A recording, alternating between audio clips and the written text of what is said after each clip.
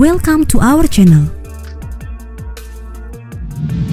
Inggris adalah rumah bagi salah satu monarki tertua dalam sejarah dunia. Kerajaan Inggris dikenal luas karena perannya sebagai penguasa di separuh jagat. Begitu banyak warisan yang ditinggalkan kolonialisme Inggris di seluruh wilayah. Sementara kemenangan demi kemenangan dalam setiap penaklukan telah membawa banyak kekayaan ke tanah Britania. Tapi, siapa sangka kalau dalam sejarahnya negara ini hampir menjadi negara Islam. Ya, tak banyak yang tahu mengenai sejarah ini, bahkan orang Inggris sekalipun. Bagaimana kisahnya? Simak ulasannya sampai habis.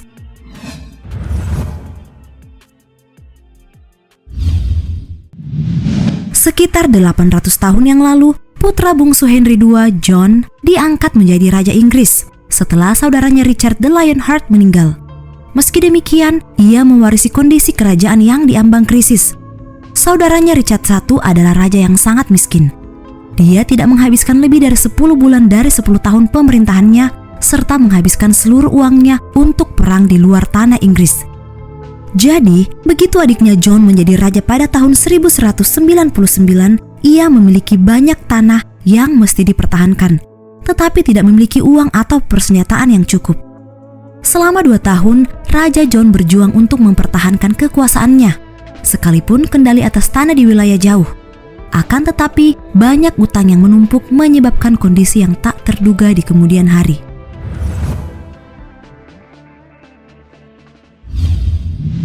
Pada tahun 1202, Raja John kehilangan Normandia, Maine, dan hampir seluruh wilayah kerajaan Inggris yang lain di Prancis setelah bertempur dengan Philip II, Raja Prancis saat itu. Terlepas dari statusnya yang buruk, Raja John telah berusaha sekuat tenaga untuk memenangkan perang. Untuk memperbaiki kondisi keuangan kerajaan, ia menerapkan pajak tinggi kepada baron Inggris yang membuat mereka tertekan. Berjuang dengan para baron, Raja John entah bagaimana membuat marah paus dan alhasil dikucilkan dari gereja. Pada saat itu, ia tidak hanya kehilangan kekayaan, tetapi juga ikatannya dengan kekuatan Eropa. Belum lagi, Inggris ditempatkan di bawah larangan yang melarang sebuah bentuk ibadah dan praktik keagamaan lainnya. Beberapa bagian negara berada dalam pemberontakan serta ancaman invasi Prancis. Nah, apa yang lalu dilakukan Raja John untuk tetap mempertahankan tahtanya?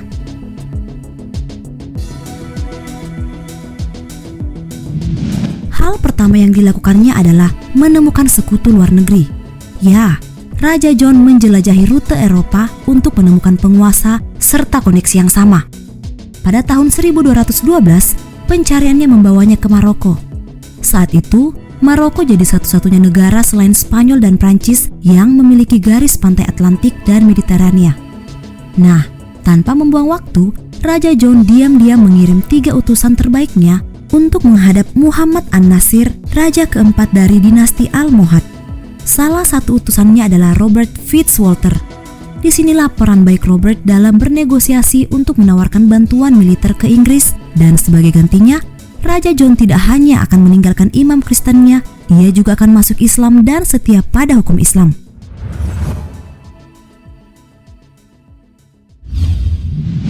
Faktanya, ayah Raja John yakni Henry II disebut-sebut dekat dan akrab dengan Islam. Dalam tulisan panjang bertajuk King Henry II, The Muslim Monarch of Medieval England, mengemukakan kedekatan Henry terhadap Islam bahkan dimulai sejak masih kecil. Ia mempelajari karya-karya intelektual Muslim, salah satunya Petrus Alfonsi, tabib kerajaan yang merawat kakeknya, Henry I. Petrus juga merupakan penulis biografi pertama tentang Nabi Muhammad yang dianggap paling kredibel di Barat, serta orang pertama yang menerjemahkan Al-Quran ke dalam bahasa Latin. Hal ini tentu diketahui oleh penguasa Islam di Afrika Utara. Hanya saja, Emir Maroko ini menanggapi negosiasi Raja John dengan hati-hati. Ia curiga dan mengatakan bahwa seorang raja dengan harga diri seperti itu tak akan pernah dapat menjadi raja. Setelah berdiskusi panjang lebar, An-Nasir menolak tawaran tersebut. Semua utusan pulang kecuali Mr. Robert. Ia berbisik kepada Emir Maroko bagaimana Raja John adalah seorang penguasa tiran dan sangat miskin. Terkesan dengan kejujurannya, Sultan Almohad menghadiahinya dengan beberapa harta. Buta terhadap keserakahan dan perilaku jahat Robert, Raja John menghargai utusan itu dan memberinya lebih banyak penghargaan.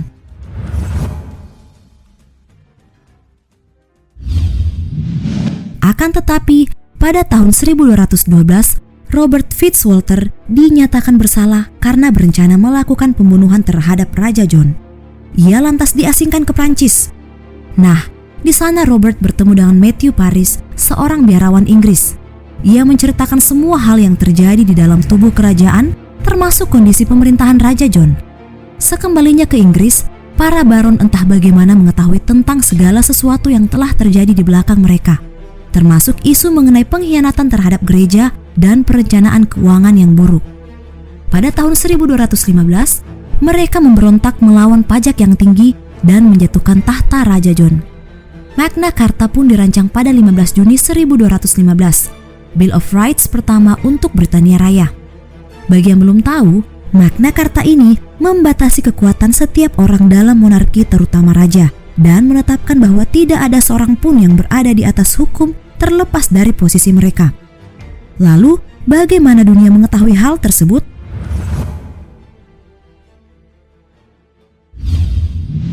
Well, Matthew Paris adalah seorang penulis dan sangat tertarik dengan pengalaman Robert. Ia diketahui mencatat setiap detail cerita Robert. Alhasil, kisah itu ditulisnya ke dalam manuskrip dan terbit 6 abad kemudian dengan judul Chronica Majora.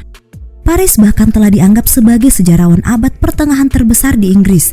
Karena karakteristiknya yang klasik, beberapa sejarawan percaya bahwa kisah tersebut telah dilebih-lebihkan dan bahwa Raja John mungkin telah merundingkan bantuan militer tetapi tidak pernah menawarkan Inggris untuk menjadi kekhalifahan Islam.